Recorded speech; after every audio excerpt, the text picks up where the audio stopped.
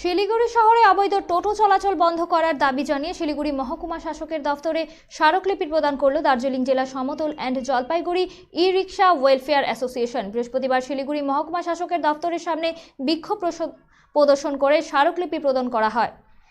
সংবাদ মাধ্যমের মুখোমুখি হয়ে সংগঠনের পক্ষ থেকে বলা হয়, অবৈধভাবে নম্বরবিহীন টোটো শিলিগুড়ি শহরে বিভিন্ন জায়গায় চলাচল করছে। এর ফলে যানজটের সমস্যা তৈরি হচ্ছে। এই অবৈধ টোটো চলাচল যাতে বন্ধ করা হয়, তার পাশাপাশি যে সমস্ত কারখানাতে এই টোটোগুলি তৈরি হচ্ছে সেই কারখানা বন্ধ করার দাবি তোলে সংগঠনের সদস্যরা।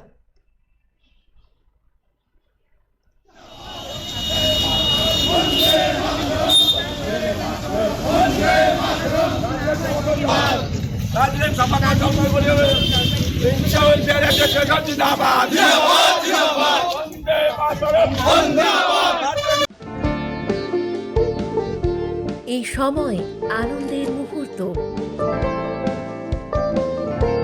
এই সময় জীবনকে আলোকিত করা, এই উৎসব আসল হাতের জাদুতে, এই সময় সমৃদ্ধিকে ঘরে আনা।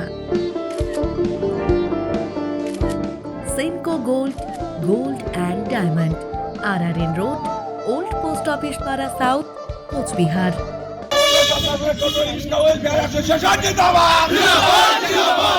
নতুন টোটো আমরা ইস্যু করতে চাইছি না, শোরুম এখনই বন্ধ করতে চাইছি যে শোরুমগুলো চলছে। আর অবৈধ টোটো যেগুলো চলছে সেগুলোকে লাইন আপ যাতে উপায় করা হোক, যাতে তাদের সাথে আমাদের কোনো পলিউশন না হয়। কারণ কি, লাইসেন্স প্রাপ্ত যেগুলো টোটো আছে সেগুলো যদি শিলিগুড়িতে চলে তবে এই জঞ্জাটের কোনো সমস্যা হবে না। শিলিগুড়ি পরিষ্কার থাকবে, সুষ্ঠুভাবে জীবন কাটবে, কোনো মানুষের কোনো সমস্যা হবে না। আর তাদেরকে যারা লাইসেন্স ছাড়া গাড়ি কিনেছে তাদেরকে একটা লাইন আপ করা হোক, কালার করা হোক, যাতে তারা একটা সুষ্ঠুভাবে কাজ করতে পারে। যেহেতু সেই গাড়িগুলোতে আগের যেগুলো বিক্রি হয়েছে সেগুলো GST IGST সম্পূর্ণ দিয়ে বিক্রি হয়েছে, তার মানে এটা লিগ্যাল। এক তরফ থেকে তারা যদি কেস করতে চায় গভর্নমেন্টের উপরে, তারা কেস করতে পারে যে আমরা IGST GST দিয়ে গাড়ি কিনেছি, তাহলে আমাদের কোনো অধিকার নেই কেন? তাদের অধিকারও আছে, তারা অধিকারী। তারা যেহেতু GST IGST দিয়েছে তবে ওদের একটা অধিকার আছে, তারা কোন জায়গায় চালাবে সেটা প্রশাসন দেখবে।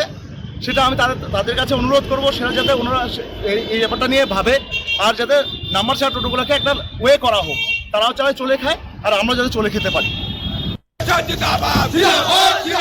বন্দে মাতরম, বন্দে